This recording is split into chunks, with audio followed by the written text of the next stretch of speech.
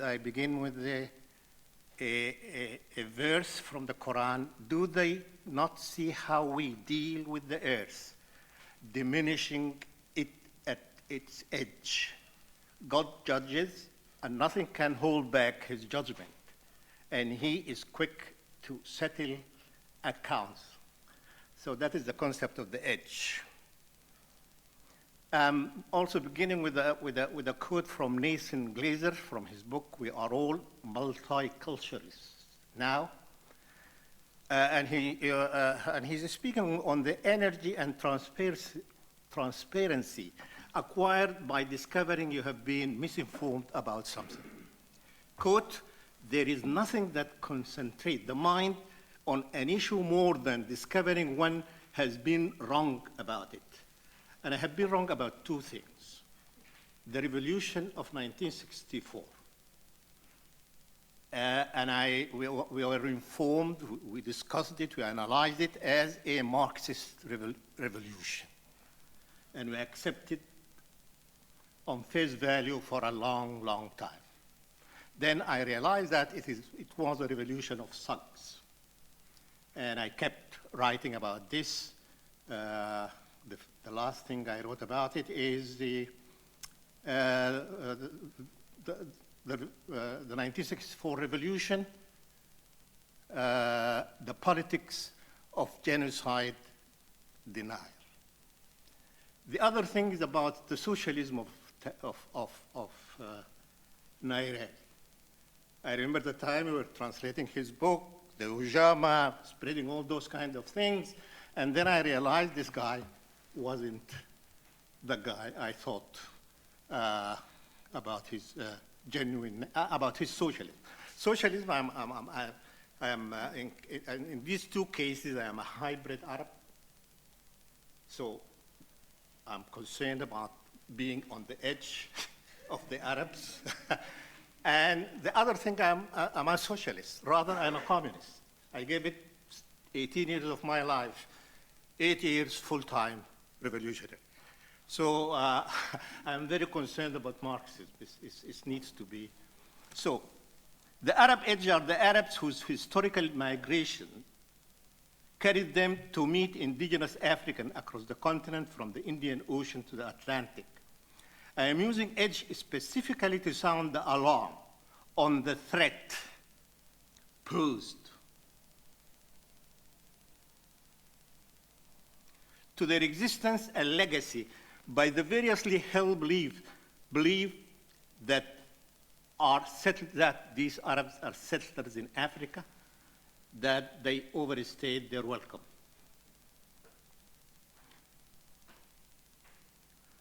The unrecognized, or rather denied genocide of a quarter of the Arab population in Zanzibar in 1964, so-called revolution, set off the alarm bell of the existential predicament. The genocide was committed on the understanding that they did not belong to Africa, as I said, guests who overstayed their welcome. As a Sudanese of Arab origin, hybrid, this danger is an existential and autobiographical constant. Southern Sudanese argued the foreignness of my community in genocidal terms and acted upon it in few times. They used to ask us to go back to Saudi Arabia from where we had come. We are ready to go, okay. There is thrice in 1955, 1965, 2005, they committed genocidal frays, killing northern civilians as Arabs, killing someone because he is or she is, that is the definition of genocide. Little surprise, reference to the fate of the Arab in Zanzibar was common in Southern Sudanese political discourses. Unarguably, the African Indian Ocean coast was the birthplace of an exquisite experiment in cosmopolitan culture on par with the culture of the jewel of the world. The jewel of the world is Andalusia, as you know. The two legacies of the Arab's age were devastated by forces claiming pristine beauty, oblivious of the fact that pure things go crazy in the parlance of James Clifford, the American anthropologist. The state of the Arab age is elegantly pictured in the Quran.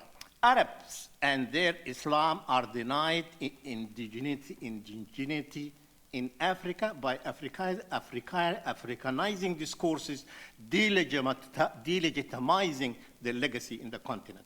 The exchange Walsh Soyinka and Ali Mazrui had in 1991 and 1992 in transition brought the problematic of the indigenous status of Islam and Arabs in Africa to a head. In these exchanges, Soyinka challenged Mazroui's thesis, expounded in his film series, The African Tribal Heritage, that Africa is a cultural tapestry of indigenous Christian and Islamic legacies. In his polemics with Mazroui, Soyinka advances his belief that Islam and Christianity, for that matter, are impositions through violence upon Africa that is essentially black and endogamous, sharing a metaphysical unity. Likewise, the Afrocentric discourse, spearheaded by indigenous, spearheaded by American of African descent, disenfranchises Islam in Africa, bringing in clearly the association of Arabism and Islam. The discourse defends the existence of an African cultural system, which, quote, is replete with the voice of the African God, end of quote. As long as religion, they argue, arises out of the deification of someone's nationalism, Islam enshrines Arabism, the prominence of Arabic in Islam, turning one's head toward or performing pilgrimage to Mecca. In this view, are Arab lifestyles reminiscent of European modes of customs and behaviors brought along to Africa by Christianity. Obviously, these Africanizing discourses, in believing that Africa is fundamentally black and endogamous, essentialize the continent. All other influences coming through its porous frontiers are mere violations of this essence. To challenge this essentialization of Africa, Paul Zelza, a historian, argues that Africa is an invented reality. Saying something is invented, by the way, does not mean that it is not real. Look at the genocide in Zanzibar, for example. It is an invention. The idea that you are an African and the other is not African is an invented idea, but you acted upon it and you killed all these people on that and on that kind of understanding. To come to grips of the idea of Africa, he suggests to analyze the, quote, the paradigms and practices through which the idea of Africa has been constructed, taking into account the multiple genealogies and meaning through which this idea has been born into the world.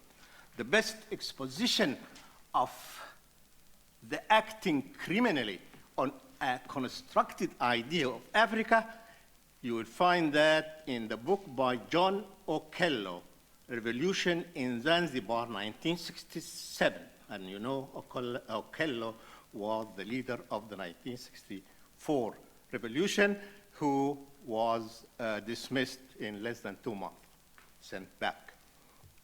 Okay, I'll review 3 forms of what I call nativistic African nationalism, the one that led to the genocide, and the one that propagated by Nyerere. And to save time, I'll begin with Nyerere.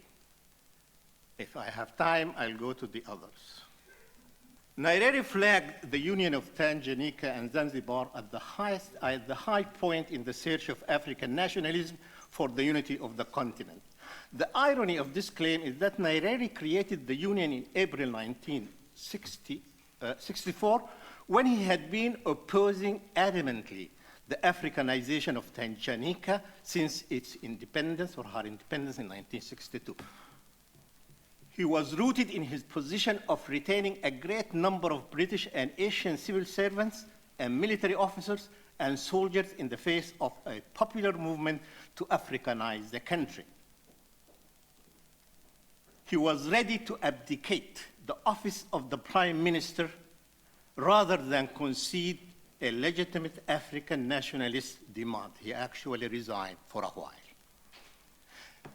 And here you have a debate.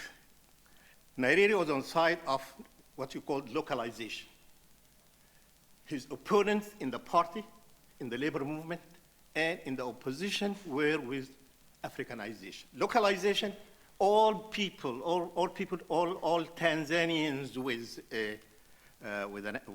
all nationals, whatever, Indian, Asians, American, whatever, they are entitled to be in the government, including being diplomats and including being ministers. The opposition movement was against that. They were for Africanization and for affirmative action, all those kinds of things. So that was a struggle. Then came what? Came the Zanzibar revolution. And then came what came to be known as the Dar es Salaam mutiny, in which contingents of the Tanzanian army revolted because of Africanization. And the movement of Africanization was wide. So he had to call the British to suppress the revolution, to suppress the mutiny. And after that, he came rather very coup-phobic. And what he did is he dissolved the Labor Federation, he dissolved the opposition parties, and he imposed the one-party system. He entrenched the presidency, he entrenched the party, he marginalized the parliament, and then he established, as clearly said here, an army consisting of members of his youth league.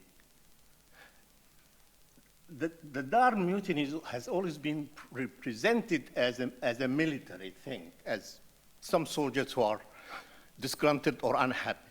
It was a major revolution. It was a subaltern movement of the city against Nyerere, and Nyerere knew it, and he acted like that to establish his government, and then he turned to socialism and the collectivization of village and things like that. So in the discussion that we had before, people seem to have given on the city, on the town, and they were looking at what seems to be going on with the idea of the pristine village, the African village. But what Nyerere did is to do away with towns, not because they are evil or because they are parasitical or anything, because they were opposing his regime, opposing his policies, and he could have come to kind of middle of the way with them, but he deleted that. And these subaltern movements were suppressed in all places, in Togo at the same time, in Sudan, and in all these places you have the subaltern movement, trade unions, and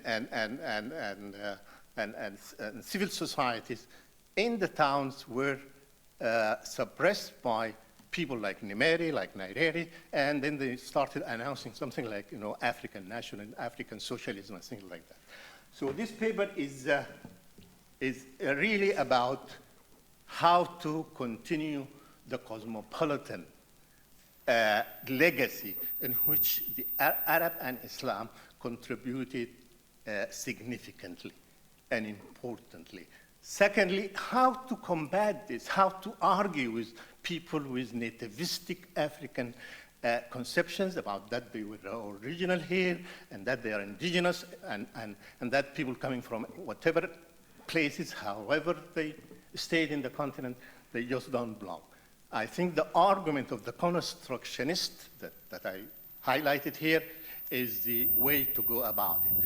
Africa is an invention, a real invention.